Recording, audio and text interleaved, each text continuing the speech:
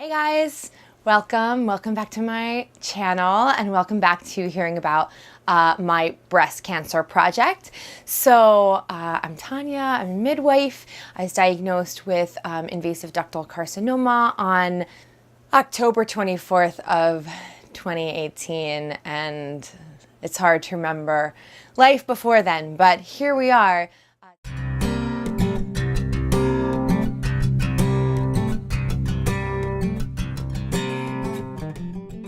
I had officially given nearly all of my clients to other midwives. There's a few people in April that I'm still trying to figure out because I'm still going to be in chemo then.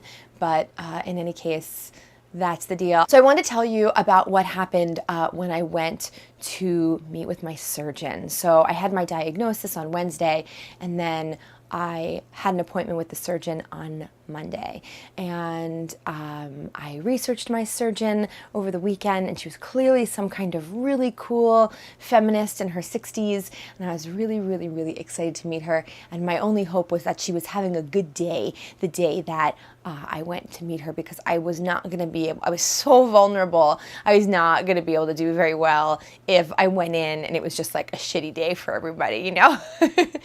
I went in, and it was like a nice office, and you go in the exam room, and there's like a little table, like a GYN table, basically. It's like a half a table. The PA came in, who was lovely. She said, well, how are you doing? And I was like, well, I've been better, you know?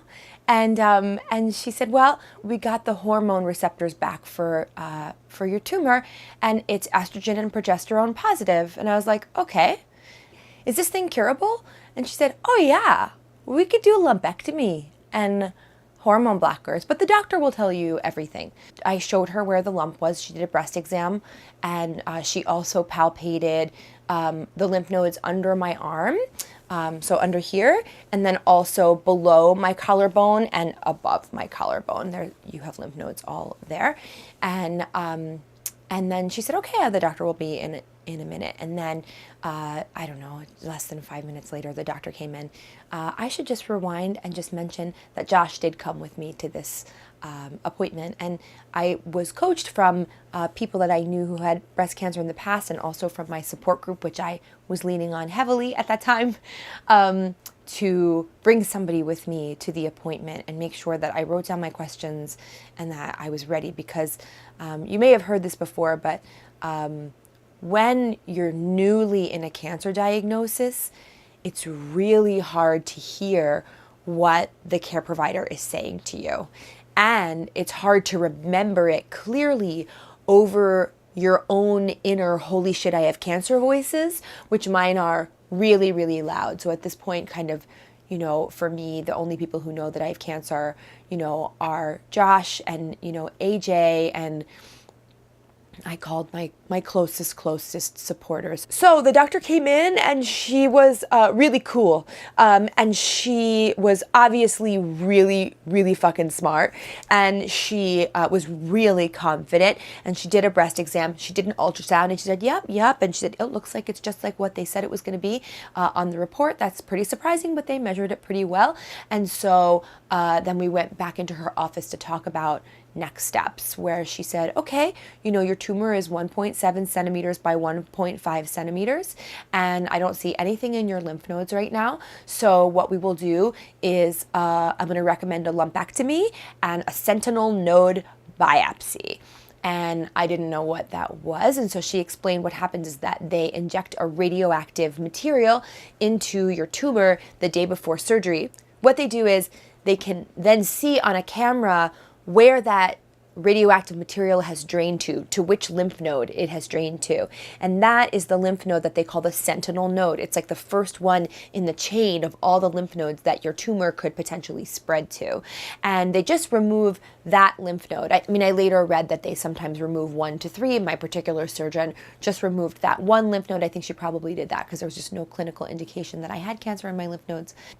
She said that they measure with a Geiger counter. Do you believe this? They measure with a Geiger counter to see which one is the sentinel node on the day of surgery. And then that is the one that they remove, and they send that off to pathology along with the cancerous lump. They take out the lump, and what they want to do is get what's called clear margins. And clear margins is no cancer for 2 millimeters all the way around the tumor. So that's what she said that we were going to do. And that after that, I would have radiation, and then I would have 10 years of a pill, probably tamoxifen, which is because I am 44 and I am premenopausal. So one of the hormones that feeds my cancer is estrogen, because I mean, everybody loves estrogen, right? So what they do is they essentially throw you into menopause early, and tamoxifen actually blocks the cell's ability to uptake the estrogen, so it won't be able to be fed by the estrogen. So I, of course, asked her, hey, you know, I have dense breasts, which is something I learned on my mammogram, and I have a pretty considerable family history of breast cancer and a couple of other kinds of cancers. Do I need a mastectomy? Because I remembered that that's what my grandmother had. And she said, that would not be the plan right now, because the difference between lumpectomy and mastectomy in terms of survival, she said in my particular case, there was absolutely no difference. And a mastectomy is a much, much bigger surgery. It would put me down for a lot longer. And of course there are risks to that. And if it's not necessary, she would never recommend it. But she did recommend that I meet with a genetic counselor and have genetic testing done to see if I have BRCA gene. Maybe you've heard, I'm sure you've heard. Angelina Jolie had a prophylactic double mastectomy because she was positive for the BRCA gene. And in my travels, I have known other women who have had babies and taken class here who have had the same, who were BRCA positive and had a double mastectomy because they lost people close to them in their lives. So I was going to be tested for the BRCA gene along with a bunch of other genes.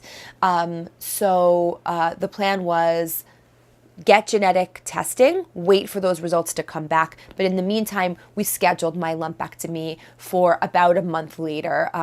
I think it would have been a little sooner than that, but Thanksgiving ran in there, and she does lumpectomies on Thursdays. I said, okay, great. And then radiation, and that's it. And I said, am I going to be out of work? She said, really? Not very much. A few days. You should be back to work. And then I said, well, what about the radiation? How long does that take? She said, it takes about a month. And I said, no, but I mean, like, how does this go down? And she said, yeah, you go every day, 5 days a week, and it takes 5 minutes. And I was like, really? This is like a Tanya Wills dream cancer treatment, right? It's like 5 minutes a day for a month. It's like, it's like a little blip. It's like a little project. It's no problem. And I don't know why. I felt really confident that I was not going to test positive for the BRCA gene. I made an appointment to see the genetic counselor in a couple of days. That was the plan. So that's what we did. And I left there feeling very, very positive.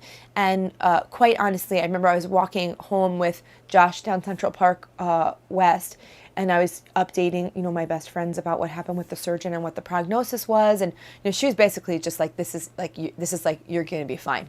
She just was like, this is totally curable. I was telling my friends, and I just felt like I had been thrown so much mercy. So that's what we did. So I saw the genetic counselor on Wednesday, and interestingly, if you're interested in genetic counseling, this particular genetic counselor was in that office for the entire year on a grant. So all of this genetic counseling is 100% free. And the insurance wound up covering my testing, but I just thought I would mention that in case you're somebody who's thinking about being tested. Sometimes the actual, or you're not sure if you want to be tested, sometimes you can see somebody who is there on a grant, and it would be totally free. I'm just wondering if the people who really, really, truly, deeply need free genetic counseling have any idea that she is there. I'm telling people, but I wouldn't have known. I had a genetic counseling session, and in the session, we went through all of the people that I was aware of in my family history who had breast cancer or any other kind of cancer.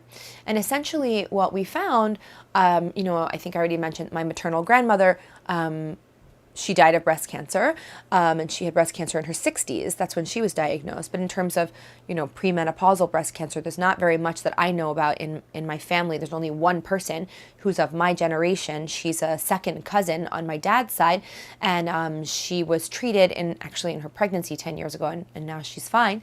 And then my dad has a first cousin who was diagnosed, I think probably in her late 50s, but it was very late stage when she was diagnosed. And then my dad has two aunts that both had breast cancer. But when you look at my dad's bloodline, nearly every woman in my dad's bloodline has had breast cancer. Not every single one, but like very, very many of them.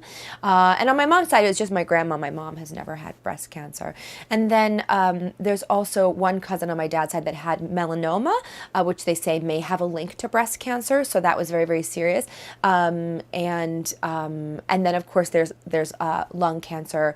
My grandmother on my dad's side passed away from lung cancer, but she was also like a lifetime smoker. So, but you know, throw in some more cancer in my family. So cancer very, very present. I always believed that I would get cancer. I mean, I just thought that's what we did. I just didn't think I'd get it like now. I thought it would be when I was like in my 60s or something that I would get something, or my 50s. I didn't think I would get it now,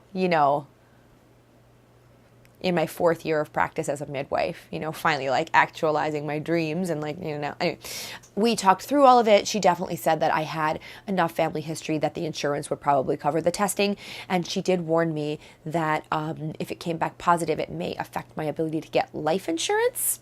But she said, usually, unfortunately, a breast cancer diagnosis might have the same effect. And I already had that. So I definitely wanted to know if we had any genetic markers for cancer or breast cancer.